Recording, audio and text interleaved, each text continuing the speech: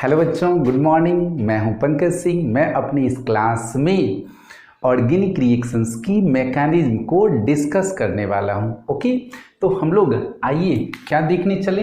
हम लोग यह देखने चले कि ऑर्गेनिक रिएक्शंस की मैकेनिज्म का क्या कंसेप्ट है, मैकेनिज्म कहते किसे हैं। तो इसके लिए हम लोग एक काल्पनिक रिएक्शन पर विचार करें, एक इमेजिनरी रिएक्शन को हम लोग कंसीडर करें।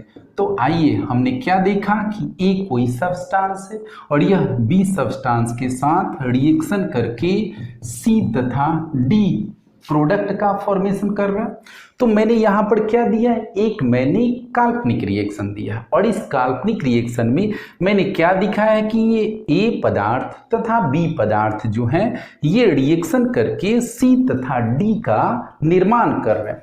तो हम इसको क्या कहेंगे, हम इसको कहेंगे कि यह क्या है, रिएक्टेंट है। ओके, और जो रिएक्शन के फलस्वरूप जो सब्सटेंस बनता है, जो पदार्थ बनते हैं, उसे हम क्या कहते हैं। यस, आप लोग जानते हैं, हम लोग इसे प्रोडक्ट कहते हैं। आप इसे हिंदी में क्या कहते हैं, हिंदी में इसे आप अभिकारक कहते हैं या आप इसे प्रतिकारक के नाम से जानते हैं। और इसे आप क्या कहते हैं, उत्पाद कहते हैं या फिर आप इसे क्या कहते हैं, प्रतिफल कहते हैं। ओके, तो यदि फिर से मैं अगर देखूं तो मेरे पास यह सवाल होगा, हो सकता है सवाल कि आखिर ए तथा बी जो सब्सटेंस है ये रिएक्शन करते ही क्यों हैं, ये रिएक्शन करेंगे क्यों, और ये दोनों जब सब्सटेंस रिएक्शन करेंगे तो फिर ये सी और डी प्रोडक्ट का फॉर्मेशन, उत्पाद का निर्माण क्यों होगा।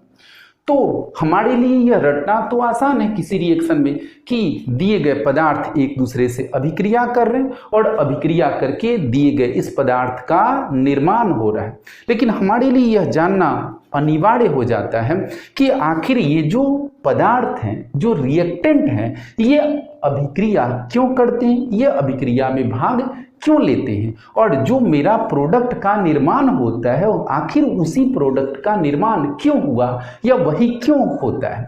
तो इन सारे सवालों का जवाब देने के लिए हमें क्या देखना होगा, हमें ऑर्गेनिक रिएक्शंस की मैकेनिज्म को जानना होगा, तभी हम इन सारे सवालों का जवाब दे और समझ पाएंगे। ओके, तो इतनी बातें समझ में आई, तो हम लोग आगे बढ़ते हैं इसके। ओके, तो हम लोग आगे बढ़ने के पहले ये जाने कि जो हम किसी ऑर्गेनिक रिएक्शन की बात करते हैं, उस ऑर्गेनिक रिएक्शन में हम जो रिएक्टेंट होते हैं, जो प्रतिकारक होते हैं, उसको हम लोग बेसिकली कितने भागों में बांटते हैं। ओके, कितने भागों में बांटते हैं, हम लोग बेसिकली दो भागों में बांटते हैं। एक को क्या कहते हैं, हम लोग एक को सबस्ट्रेट कहते हैं और दूसरे को क्या कहते हैं, रिएजेंट कहते हैं। ओके, याद रहेगा, रिएजेंट कहते हैं। इसको हिंदी में हम क्या कहते हैं, क्रियाधार या क्रिया धारक हम कहते हैं। और इसको क्या कहते हैं, इसको हम लोग अभिकर्मक हम कहते हैं। ओके,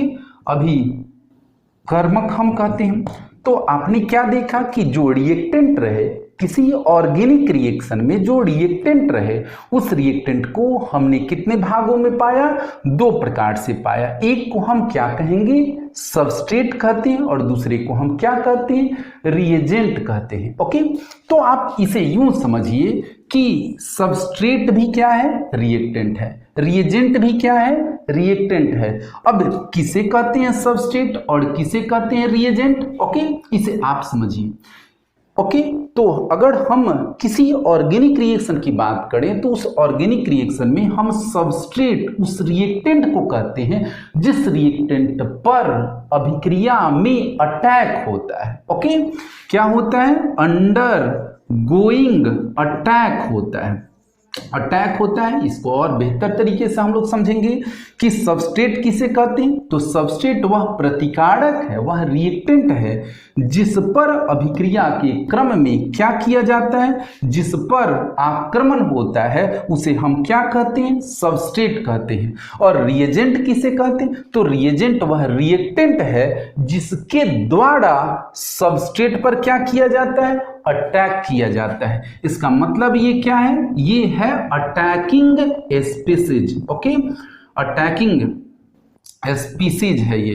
तो इतनी बातें समझ में आई कि हमने क्या बताया कि यदि हम किसी ऑर्गेनिक रिएक्शन की बात करें तो उस ऑर्गेनिक रिएक्शन में जो प्रतिकारक होंगे उस प्रतिकारक को हम कितने भागों में बांटते हैं, 2 भागों में। एक को हम सबस्ट्रेट कहते हैं और दूसरे को क्या कहते हैं, रिएजेंट कहते हैं। सबस्ट्रेट किसे कहते हैं, तो सबस्ट्रेट वह प्रतिकारक है, सबस्ट्रेट वह अभिकारक है जिस पर अभिक्रिया में अटैक किया जाता है, जिस पर अभिक्रिया में आक्रमण किया जाता है। ओके, और रिएजेंट किसे कहते हैं, तो रिएजेंट वह रिएक्टेंट है जिसके द्वारा सबस्ट्रेट पर क्या किया जाता है, अटैक किया जाता है। तो सबस्ट्रेट और रिएजेंट दोनों एक्चुअली रिएक्टेंट है और इस पर अटैक यानी आक्रमण होता है और इसके द्वारा किया जाता है। और इन दोनों के इंटरेक्शन से, इन दोनों के बीच जो अन्योन्य क्रिया होगी, इंटरेक्शन होगी, उस इंटरेक्शन के फलस्वरूप किस चीज का फॉर्मेशन होता है, प्रोडक्ट का फॉर्मेशन होता है। ओके, आप इसे ऐसे समझिए, आप इसे ऐसे समझ सकते हैं, बिल्कुल ABCD ये ऑर्गेनिक रिएक्शंस का है। यदि आप अपने ऑर्गेनिक केमिस्ट्री का चैप्टर पढ़ने चलते हैं, वो चैप्टर आपका हेलो एल्केन हो सकता है, हेलो एरीन हो सकता है, aldehyde, ketone, carboxylic acid, phenol, कुछ भी हो सकता है। तो जब आप कोई चैप्टर पढ़ने चलते हैं तो सबसे पहले आपको बहुत सारे रिएक्शंस से मुलाकात होगी, आपको बहुत सारे जो सब्सटेंस होंगे उनके फॉर्मेशन की बात करनी होगी, उनके निर्माण की बात करनी होगी, बहुत सारे जो केमिकल सब्सटेंस हैं उनके गुणों की बात करनी होगी। तो इसमें सबसे पहले आपको यह जानना होगा कि कहीं कोई रासायनिक अभिक्रिया होती है ऑर्गेनिक केमिस्ट्री में तो क्यों होती है, और रासायनिक अभिक्रिया में जो पदार्थ भाग लेते हैं उससे जो प्रोडक्ट बनता है वही प्रोडक्ट, वही उत्पाद का निर्माण क्यों होता है। तो आप इसे क्या समझिए, इसे ऐसे समझिए कि अगर हम यहां पर क्या लिख दिए, सबस्ट्रेट मैंने लिख दिया। ओके, और यहां पर मेरा क्या हो गया, रिएजेंट हो गया। ओके, तो सबस्ट्रेट और रिएजेंट ये दोनों क्या है, ये सबस्ट्रेट और रिएजेंट एक्चुअली में क्या है, रिएक्टेंट है, प्रतिकारक है। याद रहेगा कि जो सबस्ट्रेट और रिएजेंट है ये दोनों क्या है, रिएक्टेंट हैं। और सबस्ट्रेट किसे कहते हैं, तो सबस्ट्रेट वह प्रतिकारक है जिस पर क्या होता है, जिस पर आक्रमण होता है, जिस पर आक्रमण होता है। ओके, उसे हम क्या कहते हैं, सबस्ट्रेट कहते हैं। और रिएजेंट किसे कहते हैं, तो रिएजेंट वह प्रतिकारक है जिसके द्वारा क्या किया जाता है, जिसके द्वारा आक्रमण किया जाता है, जिसके द्वारा आक्रमण किया जाता है। तो इसी के कारण हम इसको अटैकिंग स्पीसीज भी कहते हैं, आक्रमणकारी अभिकर्मक भी कहते हैं। तो आपने क्या पाया कि हमने प्रतिकारक को कितने भागों में बांटा, 2 भागों में, सबस्ट्रेट और रिएजेंट। ओके, अब सबस्ट्रेट और रिएजेंट जब दोनों एक दूसरे से इंटरेक्शन करते हैं तो इंटरेक्शन के फलस्वरूप डायरेक्ट प्रोडक्ट का निर्माण नहीं होता है। ओके, डायरेक्ट प्रोडक्ट का निर्माण नहीं होता है, कुछ इंटरमीडिएट बनते हैं। ओके, कुछ इंटरमीडिएट बनते हैं जिसको हम क्या कहते हैं हिंदी में, कुछ हम लोग उसको मध्यवर्ती कहते हैं। और इंटरमीडिएट जाकर किस चीज में फॉर्मेशन अपना कन्वर्ट करता है, प्रोडक्ट में कन्वर्ट होता है, यानी उत्पाद में कन्वर्ट होता है। तो हम अगर किसी ऑर्गेनिक रिएक्शन की बात देखें तो ऑर्गेनिक रिएक्शन में जो आपका प्रतिकारक है वह सीधे सीधे प्रोडक्ट में कन्वर्ट नहीं होता है। ओके, जो प्रतिकारक, जिस प्रतिकारक पर आक्रमण होता है उसको हम क्या कहते हैं, सबस्ट्रेट कहते हैं। और जिसके द्वारा आक्रमण किया जाता है उसे हम लोग रिएजेंट कहते हैं। और इन दोनों के इंटरेक्शन से, इन दोनों के अन्योन्य क्रिया से कुछ शॉर्ट लाइव्ड फ्रैगमेंट्स बनते हैं जो क्या कहलाते हैं, इंटरमीडिएट कहलाते हैं। ओके, और ये इंटरमीडिएट आफ्टर रिएक्शन किस में कन्वर्ट हो जाते हैं, प्रोडक्ट का निर्माण करते हैं। अब इसको आप यूं समझिए कि अगर मैं जा रहा हूं कहीं पर, अगर मैं कहीं जा रहा हूं तो मेरे ऊपर किसी ने क्या कर दिया, अटैक कर दिया। मेरे ऊपर किसी ने अटैक कर दिया तो इसका मतलब सामने वाले अन्य लोग देखे तो उसको क्या समझने लगे कि देखो यहाँ लड़ाई झगड़ा होने लगा, और लड़ाई झगड़ा होने लगा दैट मीन्स रिएक्शन होने लगा। तो चूंकि किसी ने मेरे ऊपर अटैक किया है इसलिए मैं वहां पर किसकी भूमिका में हूं? सबस्ट्रेट की भूमिका में हूं, क्योंकि मेरे ऊपर अटैक हुआ है। और जिसने अटैक किया वो किसकी भूमिका में है? रिएजेंट की भूमिका में है। और सबस्ट्रेट और रिएजेंट के बीच में इंटरेक्शन होगा, हम और उस पर्सन के बीच, मेरे और उस पर्सन के बीच में लड़ाई झगड़ा होगी, जिसके फलस्वरूप क्या डायरेक्ट प्रोडक्ट का निर्माण होगा? क्या हमारे झगड़े का बिल्कुल कंसेप्ट क्लियर हो जाएगा? बिल्कुल हमारा झगड़ा समाप्त हो जाएगा? नहीं। हो सकता है कि हमारा नाक मुंह लाल पीला हो जाए, उसके भी नाक मुंह लाल पीले हो जाए, तो इसका मतलब कि वो कौन सी अवस्था में हम पहुंच गए? वो हम पहुंच गए इंटरमीडिएट में। ओके, न तो उस स्थिति में हम रिएक्टेंट हैं और न कंप्लीट हम प्रोडक्ट हैं। ओके, और फिर हमारा नाक मुंह हॉस्पिटल में हम एडमिट हुए, उसके बाद फर्स्ट एड के द्वारा हम ठीक हुए। ओके, जिससे हम स्टेबल फिर क्या हो गए? प्रोडक्ट में कन्वर्ट हो गए।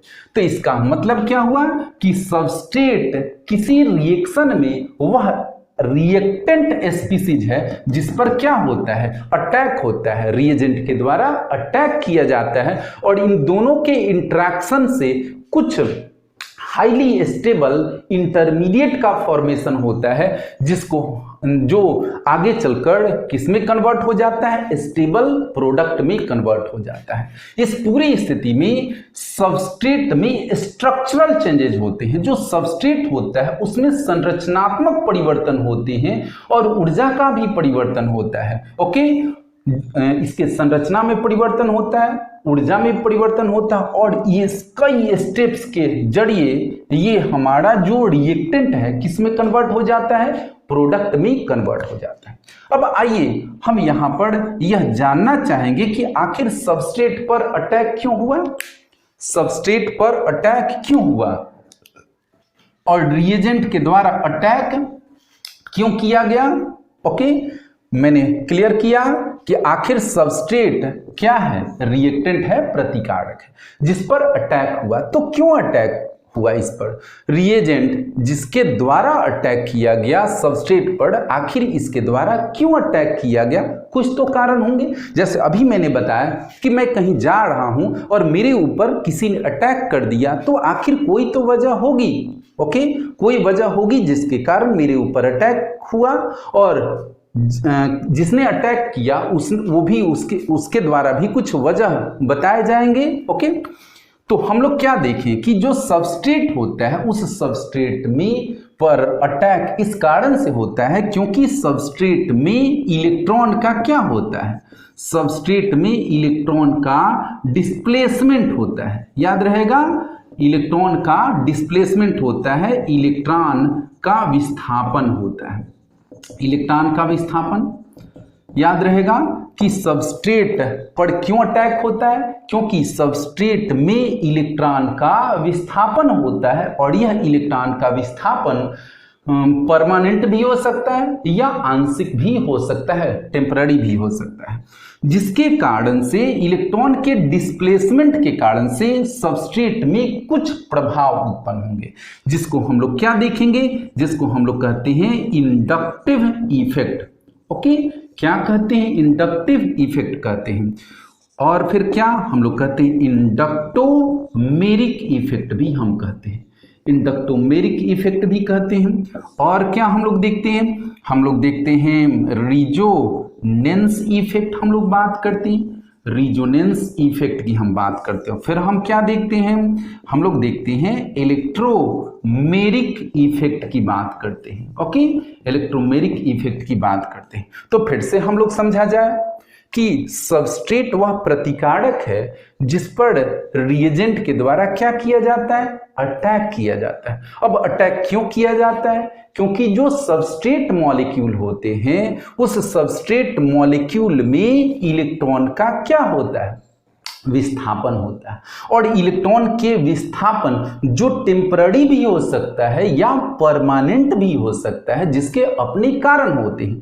तो इस सबस्ट्रेट मॉलिक्यूल में इलेक्ट्रॉन के डिस्प्लेसमेंट यानी इलेक्ट्रॉन विस्थापन के कारण इसमें कुछ प्रभाव उत्पन्न होते हैं, जो प्रभाव को हम लोग क्या कहते हैं, इंडक्टिव इफेक्ट यानी प्रेरण प्रभाव, inductomeric effect, resonance effect, electromeric effect. तो ये सारे प्रभाव किसके द्वारा उत्पन्न होते हैं, ये उत्पन्न होते हैं सबस्ट्रेट मॉलिक्यूल में इलेक्ट्रॉन के डिस्प्लेसमेंट के द्वारा, जो टेम्पररी भी हो सकता है और परमानेंट भी हो सकता है। अब चलिए, रिएजेंट जो अटैक सबस्ट्रेट पर करता है, ये अटैक क्यों करता है, क्योंकि ये क्या होता है, अनस्टेबल होता है, अनस्टेबल होता है। अब अनस्टेबल के आधार पर हम लोग क्या पाते हैं कि रिएजेंट दो प्रकार के होते हैं। एक को हम लोग क्या कहते हैं, इलेक्ट्रोफिलिक, ध्यान से देखते चलिए, इलेक्ट्रोफिलिक रिएजेंट कहते हैं। इसको हिंदी में हम क्या कहते हैं, इलेक्ट्रॉन स्नेही, इलेक्ट्रॉन स्नेही अभिकर्मक हम कहते हैं, ओके, या हम इसे कहते हैं इलेक्ट्रॉन रागी अभिकर्मक भी कहते हैं। और एक दूसरा कौन होता है, nucleophilic reagent, okay, nucleophilic reagent, जिसको हिंदी में क्या कहते हैं, नाभिक स्नेही, नाभिक स्नेही अभिकर्मक, ओके, नाभिक स्नेही अभिकर्मक। तो हमने क्या पाया कि रिएजेंट जो अटैकिंग स्पीसीज है ये कितने प्रकार का होता है, दो प्रकार से। इसको हम इलेक्ट्रोफाइल भी कहते हैं और इसको हम लोग न्यूक्लियोफाइल भी कहते हैं। तो आपने देखा जब ये दोनों एक दूसरे पर अटैक करते हैं, रिएजेंट के द्वारा सबस्ट्रेट पर अटैक किया जाता है, तो कुछ इंटरमीडिएट का फॉर्मेशन होता है। ये इंटरमीडिएट कई प्रकार से हो सकते हैं, जिनको हम लोग बेसिकली किस रूप में जानते हैं, हम लोग कहते हैं carbocation, okay, carbanion, carbanion, okay, free radical, free radical, फिर हम क्या कहते हैं, कार्बिन्स, ओके, और फिर हम क्या कहते हैं, हम कहते हैं नाइट्रिन्स, नाइट्रिन्स। इन सब के लिए हम लोगों को स्टेप बाय स्टेप सबको पढ़ना है। अभी मैं सिर्फ आपको इस क्लास में इंट्रोडक्शन दे रहा हूं, सभी जो आपको टर्म है उन सभी टर्म से मैं सिर्फ परिचय करा रहा हूं। सबको स्टेप बाय स्टेप हम लोग लंबा देखेंगे, पूरी कंसेप्ट के साथ देखेंगे। सबसे पहले आप इस पूरी पृष्ठभूमि को, इस फॉर्मेट को सबसे पहले तैयार करिए, ताकि आप अगर किसी भी ऑर्गेनिक रिएक्शन को पढ़ने चले तो आपको उस ऑर्गेनिक रिएक्शन की बेसिक कंसेप्ट समझ में आए और आप यह बता पाएं कि किस रिएक्टेंट से कौन से प्रोडक्ट का फॉर्मेशन होगा और क्यों होगा। ओके, तो इतनी बातें समझ में आई। हम लोग क्या देखें कि सबस्ट्रेट किसे कहते हैं। मैंने बताया कि सबस्ट्रेट वह प्रतिकारक है जिस पर रासायनिक अभिक्रिया में आक्रमण जिस पर होता है, ओके, और इस पर आक्रमण होता है तो इसमें स्ट्रक्चरल चेंजेज होते हैं, इसके संरचना में परिवर्तन होता है, साथ में ऊर्जा में भी परिवर्तन होता है। ओके, अब इस पर आक्रमण क्यों होता है, ओके, इस पर आक्रमण होता है क्योंकि इसमें कुछ कारण से इलेक्ट्रॉन का क्या होता है, विस्थापन होता है, और इसमें इलेक्ट्रॉन के विस्थापन के कारण कुछ प्रभाव उत्पन्न होते हैं, जिस प्रभाव को हम इंडक्टिव, इंडक्टोमेरिक, रिजोनेंस और इलेक्ट्रोमेरिक इफेक्ट की बात करते हैं। यानी ये इफेक्ट इलेक्ट्रॉन के डिस्प्लेसमेंट से रिलेटेड है और इसी डिस्प्लेसमेंट के कारण सबस्ट्रेट में कुछ लो इलेक्ट्रॉन डेंसिटी वाला एरिया बन जाता है, कुछ हाई इलेक्ट्रॉन डेंसिटी वाला एरिया बन जाता है।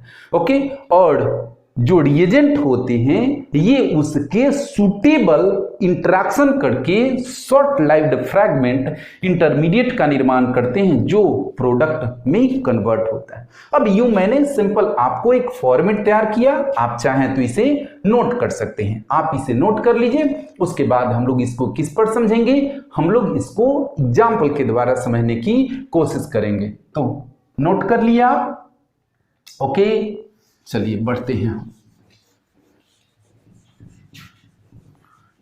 अगर आपको ये आ गया तो फिर आप किसी भी ऑर्गेनिक रिएक्शंस के कंसेप्ट को आप क्लियर करने में सक्षम होंगे। नहीं तो फिर आपके लिए रटना संभव नहीं होगा कि ये रिएक्टेंट और ये प्रोडक्ट, ओके, ऑर्गेनिक जो रिएक्शंस होते हैं उसमें इंपॉर्टेंस सिर्फ और सिर्फ उसकी मैकेनिज्म का होता है, ओके।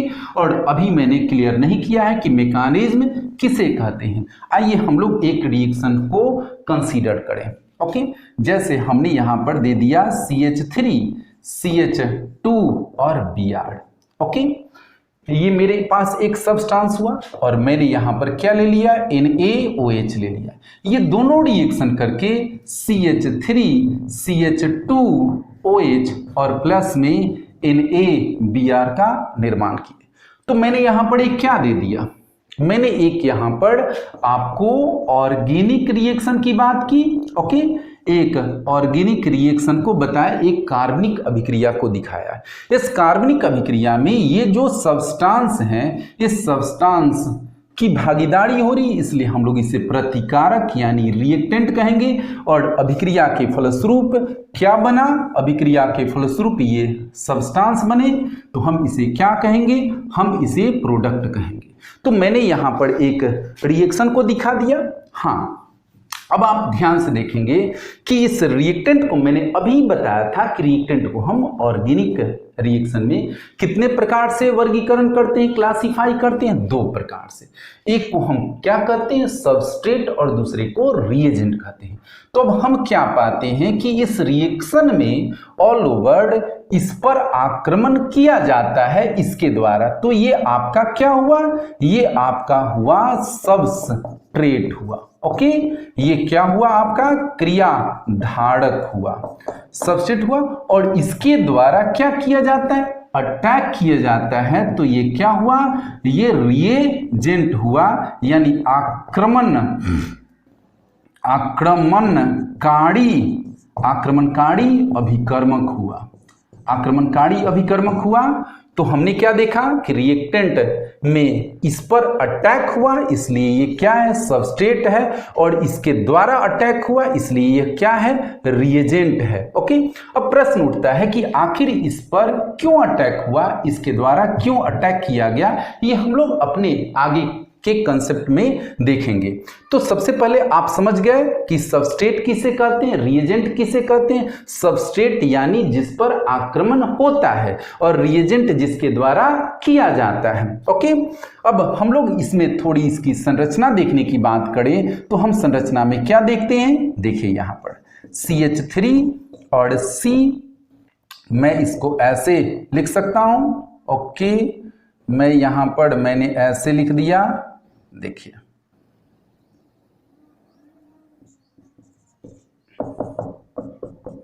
मैं इसको CH3 CH2 और Br मैंने लिख दिया, ओके।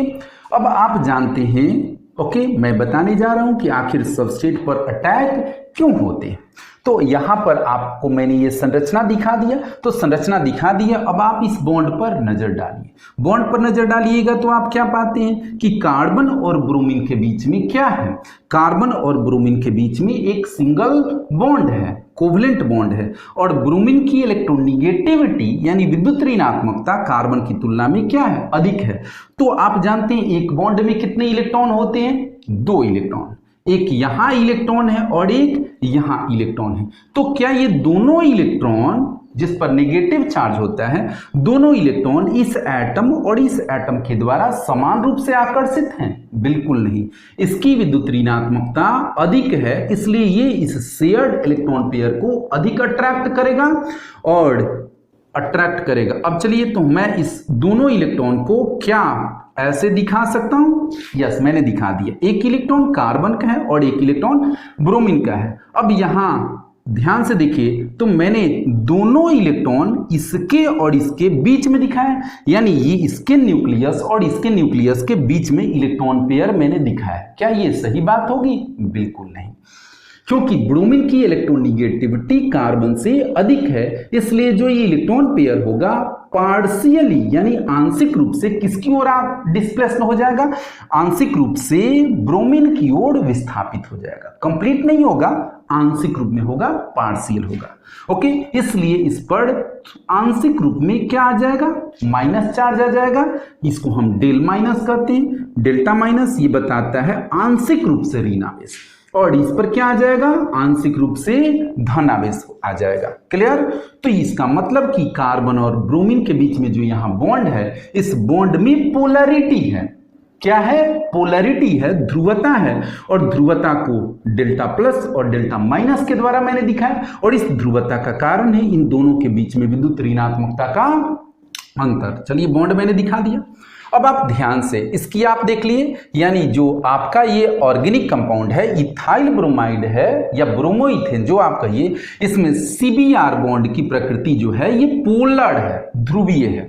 और ध्रुवीय है तो अब यहाँ NaOH पढ़ाइए। NaOH जो होगा ये आयोनाइज होकर क्या देगा, सोडियम हाइड्रोक्साइड की बात करें तो इसमें आ जाएगा सोडियम पर प्लस और हाइड्रोक्सिल आयन OH पर माइनस आ जाएगा। ओके, ये अनस्टेबल और ये भी अनस्टेबल। याद रखिए आप, क्या याद आपको रखना है कि कहीं किसी अगर पर कोई भी पॉजिटिव चार्ज हो या फिर नेगेटिव चार्ज हो, कोई भी अगर चार्ज्ड पार्टिकल हो, तो वो ऑलवेज क्या रहता है, न्यूट्रल की तुलना में अनस्टेबल होता है। जैसे अगर हम सोडियम की बात करें और सोडियम आयन की बात करें तो इन दोनों में अनस्टेबल यानी अस्थायी कौन होगा, सोडियम आयन होगा। तो ये हमेशा याद रखिएगा कि कोई भी उदासीन जो स्पीसीज होता है उसकी तुलना में जो आवेशित स्पीसीज होता है, चाहे उस पर पॉजिटिव चार्ज हो या फिर निगेटिव चार्ज हो, वो ऑलवेज क्या होता है, अनस्टेबल होता है, हाईली अनस्टेबल होता है। याद रहेगा कि चार्ज जो पार्टिकल होता है वो ऑलवेज न्यूट्रल की तुलना में, उदासीन की तुलना में अनस्टेबल होता है। तो हमने क्या पाया कि सोडियम हाइड्रोक्साइड में ये आयोनाइज है और सोडियम आयन और हाइड्रोक्सिल आयन। ओके, ये केटायन और ये एनायन। अब चलिए इस एनायन के पास नेगेटिव चार्ज है, तो नेगेटिव चार्ज है तो ये एनायन जो होगा, ये एनायन जो होगा आप ऐसे इसको समझिए। ओके, तो ये एनायन है, ये अनस्टेबल है, इसमें इलेक्ट्रॉन देने की क्षमता है कि लेने की क्षमता है, इसमें इलेक्ट्रॉन देने की क्षमता है। तो ये कहां पड़ जाएगा, ये जाएगा वहां पर जहां इलेक्ट्रॉन की डेंसिटी क्या होगी, कम होगी।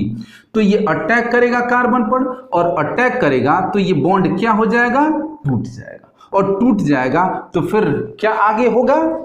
ओके, क्या आगे होगा, देखिए ये आगे होगा कि CH3 रहेगा, फिर आप यहां देखिए CH, ये बॉन्ड टूटेगा और दोनों इलेक्ट्रॉन ब्रोमीन लेकर निकलेगा, और कार्बन से ये OH जुट जाएगा और प्लस में ये Br माइनस हो जाएगा, Br माइनस। ओके, और Br माइनस फिर किससे कंबाइंड हो जाएगा, Na से, तो Na प्लस और Br माइनस ये अपना बन गया, और ये आपका प्रोडक्ट का फॉर्मेशन हो। तो अब आप यहां पर क्या देखते हैं, बेसिक रूप से देखिए कि ये एक ऑर्गेनिक कंपाउंड है, और इस ऑर्गेनिक कंपाउंड में क्या हुआ, इस ऑर्गेनिक कंपाउंड पर आक्रमण हुआ, इसलिए यह क्या है, सबस्ट्रेट है। क्लियर? और इसके द्वारा क्या हुआ, अटैक किया गया, इसलिए क्या है, रिएजेंट है। ध्यान से देखिए, ये रिएजेंट है, अटैक किया गया। अब यहां पर आपको मैं जवाब देने में सक्षम हूं और आप भी समझने में सक्षम हैं कि आखिर इस पर अटैक क्यों हुआ, क्योंकि इस बॉन्ड में जो इलेक्ट्रॉन पेयर है उस इलेक्ट्रॉन पेयर का डिस्प्लेसमेंट हुआ, विस्थापन हुआ, और विस्थापन से इसमें क्या हुआ, पोलैरिटी डेवलप हुई, और पोलैरिटी के कारण इसमें निम्न इलेक्ट्रॉन घनत्व और उच्च इलेक्ट्रॉन घनत्व के दो केंद्र बने, और उसके बाद अटैकिंग स्पीसीज आया और अपने सूटेबल जगह पर क्या किया, अटैक किया। अब आप इस तरीके से क्या देखेंगे, मैंने अभी क्या बताया था कि रिएजेंट कितने प्रकार से होते हैं, दो प्रकार के। एक को हम क्या कहते हैं, ओके, एक को हम कहते हैं इलेक्ट्रोफाइल, और दूसरे को क्या कहते हैं, न्यूक्लियोफाइल कहते हैं।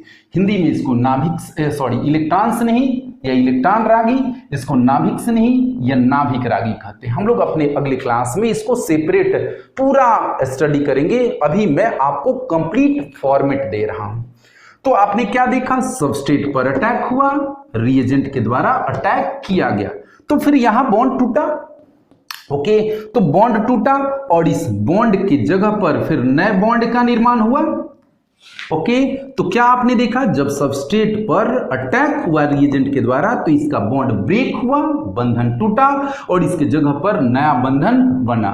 तो जब आप किसी ऑर्गेनिक रिएक्शन में रिएक्टेंट के बॉन्ड ब्रेकिंग, रिएक्टेंट के बंधन टूटने और प्रोडक्ट के नए बंधन निर्माण को आप स्टेप बाय स्टेप दिखाते हैं, तो ये सारे स्टेप्स एक साथ क्या कहलाते हैं, रिएक्शन मैकेनिज्म कहलाते हैं।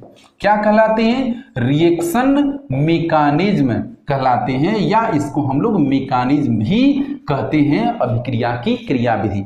तो समझ में आया मैकेनिज्म किसे कहते हैं। यदि आपके पास कोई ऑर्गेनिक रिएक्शन की चर्चा करनी है और उस ऑर्गेनिक रिएक्शन में आप यह स्पष्ट करते हैं कि किस प्रकार से ऑर्गेनिक रिएक्शन में सबस्ट्रेट पर रिएजेंट अटैक किया और अटैक करके इंटरमीडिएट होते हुए किस प्रकार से स्टेबल प्रोडक्ट का निर्माण हुआ, जिसमें आप रिएक्टेंट के बॉन्ड ब्रेकिंग और प्रोडक्ट के नए बॉन्ड मेकिंग को आप स्टेप बाय स्टेप दिखाते हैं। तो ये सारे स्टेप्स एक दूसरे के साथ क्या कहलाते हैं, रिएक्शन मैकेनिज्म कहलाते हैं।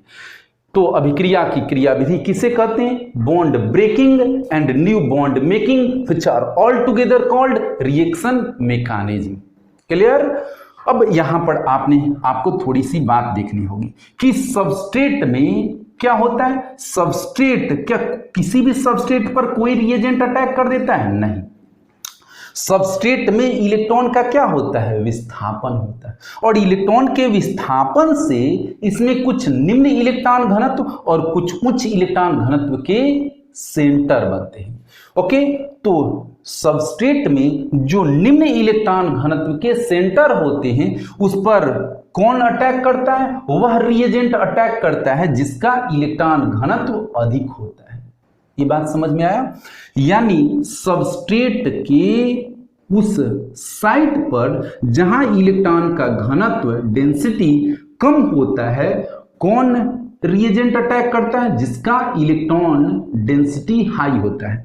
यानी निम्न इलेक्ट्रॉन घनत्व वाली जगह पर उच्च इलेक्ट्रॉन घनत्व का अटैक होता है और उच्च इलेक्ट्रॉन घनत्व वाले जगह पर निम्न इलेक्ट्रॉन घनत्व वाले रिएजेंट का अटैक होता है। तो इस तरीके से आपने क्या देखा कि जो सबस्ट्रेट होते हैं उस सबस्ट्रेट में इलेक्ट्रॉन के डिस्प्लेसमेंट के कारण, इलेक्ट्रॉन के विस्थापन के कारण निम्न इलेक्ट्रॉन घनत्व और उच्च इलेक्ट्रॉन घनत्व के दो केंद्र बनते हैं, चाहे ये टेम्पररी हो या परमानेंट हो, और उसके सूटेबल जगह पर रिएजेंट के द्वारा अटैक किया जाता है। और रिएजेंट भी दो प्रकार से होते हैं। एक वह रिएजेंट जिसमें इलेक्ट्रॉन लेने की क्षमता होती है, ओके, लेने की क्षमता होती है, उसे हम लोग क्या कहते हैं, इलेक्ट्रोफाइल कहते हैं।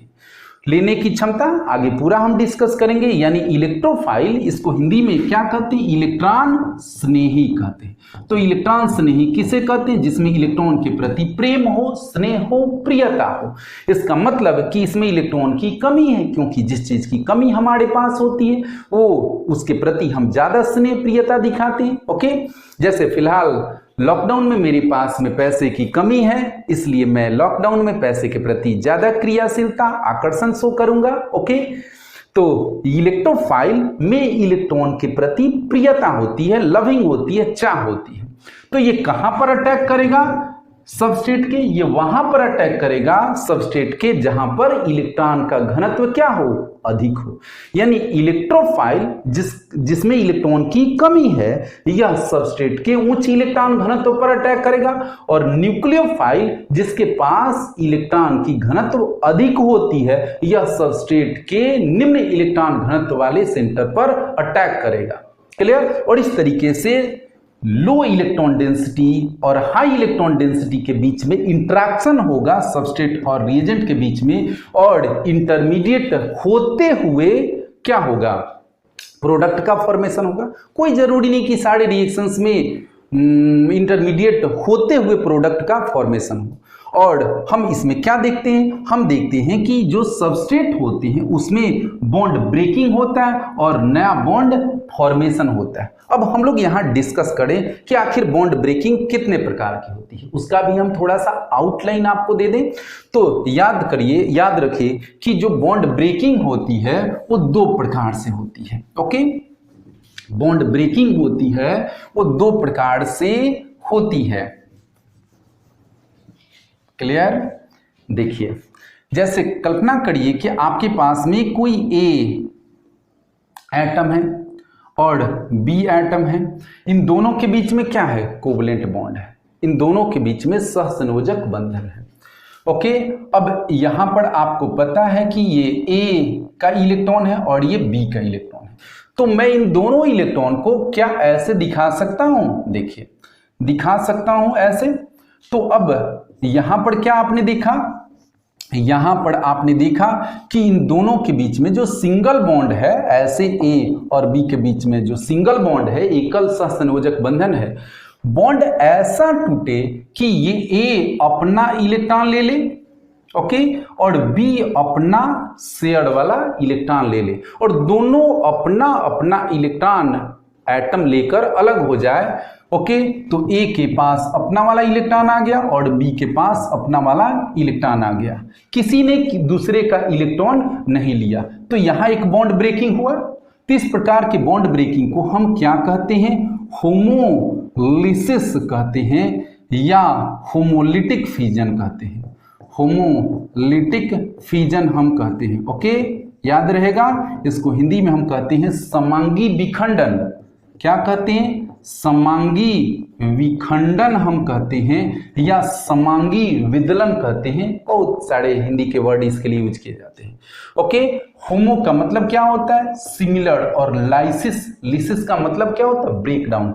तो यहां सिमिलर ब्रेकडाउन हुआ। और याद रखिए कि जब ब्रेकडाउन हुआ तो यहां पर न्यूट्रल स्पीसीज बनते हैं, और ये न्यूट्रल होते हैं जिन पर कोई चार्ज नहीं, इसे हम क्या कहते हैं? फ्री रेडिकल कहते हैं। इन सब की चर्चा हम लोग अपने आगे के क्लास में करेंगे।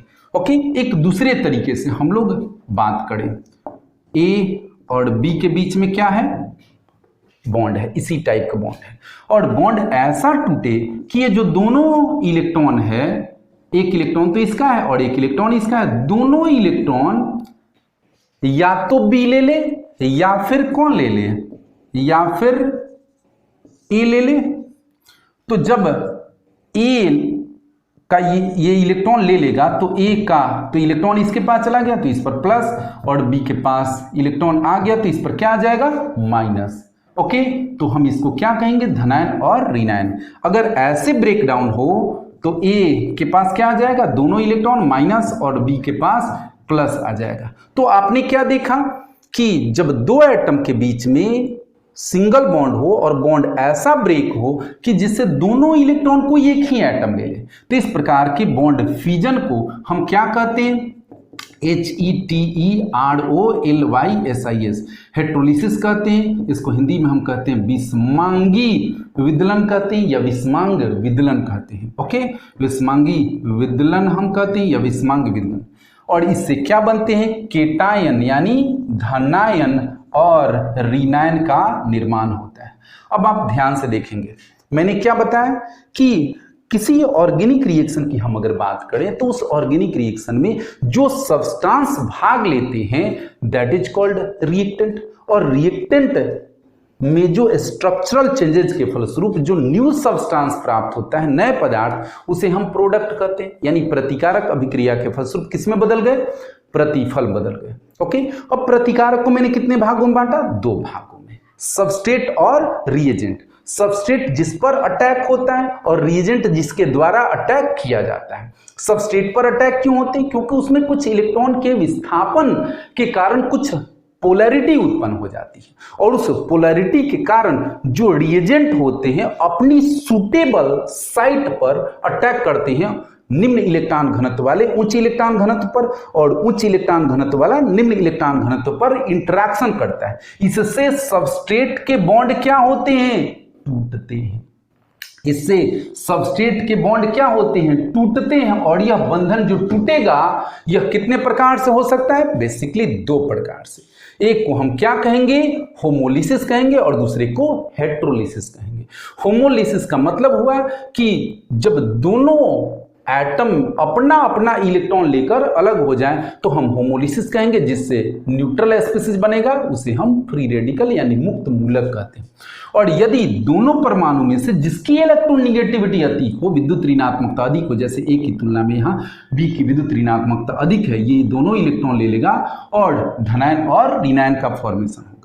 तो इस प्रकार से आपने क्या देखा कि सबस्ट्रेट के बॉन्ड ब्रेक होंगे और उसके जगह पर प्रोडक्ट के नए बॉन्ड का फॉर्मेशन होगा। तो ये सारे स्टेप्स यदि आप किसी रिएक्शन में दिखाते हैं, मल्टी स्टेप आप रिएक्शन में ये सारे स्टेप्स आप यदि ये दिखाते हैं तो एक साथ उन सारे स्टेप्स को उस रिएक्शन की क्या कहते हैं, मैकेनिज्म कहते हैं। यानी bond breaking and new bond making which are all together called reaction mechanism. अब एक और इंटरेस्टिंग बात देखिए, यहां पर मैंने जो तीर का चिन्ह दिया है उसको हम क्या कहते हैं, उसको हम कहते हैं फिश हुक। फिश हुक, मछली वाली बंसी तो आप जानते होंगे, मछली पकड़े होंगे, ओके। तो मछली की बंसी ये फिश हुक है और इसे क्या कहते हैं, इसे कर्व्ड एरो कहते हैं। क्या कहते हैं, कर्व्ड एरो कहते हैं, ओके। कर्व्ड एरो, वक्र तीर कहते हैं। तो कर्व्ड एरो क्या बताता है, दो इलेक्ट्रॉन के एक साथ विस्थापन को दिखाता है, दोनों इलेक्ट्रॉन इधर। लेकिन फिश हुक अगर हम दिखाते हैं कहीं तो सिर्फ किस एक इलेक्ट्रॉन के डिस्प्लेसमेंट को दिखाता है। तो होमोलिसिस में हम फिश हुक यूज करते हैं जो कि एक इलेक्ट्रॉन के डिस्प्लेसमेंट को दिखाता है, और हेट्रोलिसिस में हम क्या देखते हैं, हम कर्व्ड एरो देखते हैं, और कर्व्ड एरो दो इलेक्ट्रॉन के डिस्प्लेसमेंट को दिखाता है। तो आपने क्या पाया कि सबस्ट्रेट जो होते हैं वो सबस्ट्रेट, आप यहां ध्यान से देखिए, ये सबस्ट्रेट जो होते हैं ये ऑर्गेनिक कंपाउंड होते हैं। निश्चित रूप से ये सबस्ट्रेट जो होते हैं वो ऑर्गेनिक रिएक्टेंट होते हैं। लेकिन जो आपका रिएजेंट होता है, जो आपका रिएजेंट जिसके द्वारा अटैक किया जाता है वो ऑर्गेनिक स्पीशीज भी हो सकता है और इनऑर्गेनिक स्पीशीज भी हो सकता है, ये आपको याद रखना होगा।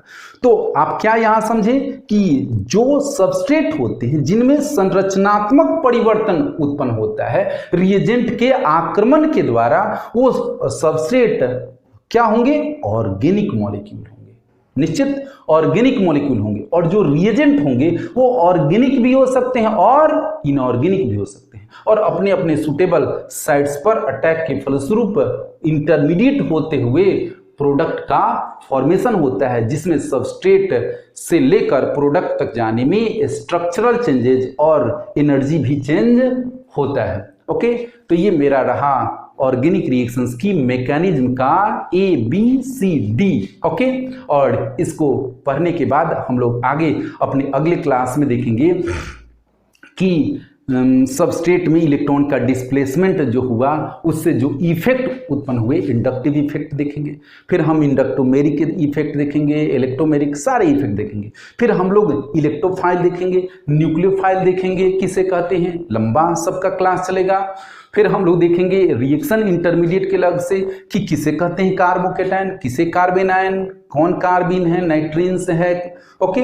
और उसके बाद हम लोग देखेंगे ऑर्गेनिक रिएक्शंस को, और ये जानेंगे कि ऑर्गेनिक रिएक्शन बेसिकली कितने प्रकार के होते हैं, जिसमें हम लोग देखेंगे एडिशन रिएक्शन, योगशील अभिक्रिया, एलिमिनेशन रिएक्शन यानी विलोपन अभिक्रिया, सब्स्टिट्यूशन रिएक्शन यानी प्रतिस्थापन अभिक्रिया, और फिर हम लोग देखेंगे आपका रीअरेंजमेंट रिएक्शन। तो इन सभी रिएक्शंस की मैकेनिज्म हम लोग देखेंगे और फिर जाकर हम लोग अपने चैप्टर की ओर बढ़ेंगे। और जब हम चैप्टर की ओर बढ़ेंगे, जो हमारा 12 का पहला चैप्टर है hello alkene and hello arene, तो हम उस चैप्टर में जैसे ही बढ़ेंगे, हम उस चैप्टर तक जाते जाते उस चैप्टर की 70-80% बातें पहले ही जान चुके होंगे, और हमारे लिए वो एक फॉर्मेलिटी हो जाएगा, क्योंकि हम जान चुके रहेंगे कि रिएक्शंस मैकेनिज्म किसे कहते हैं, जिसके द्वारा हम किसी भी रिएक्शन को, किसी भी ऑर्गेनिक रिएक्शन को क्लियर करने में सक्षम होंगे, ओके।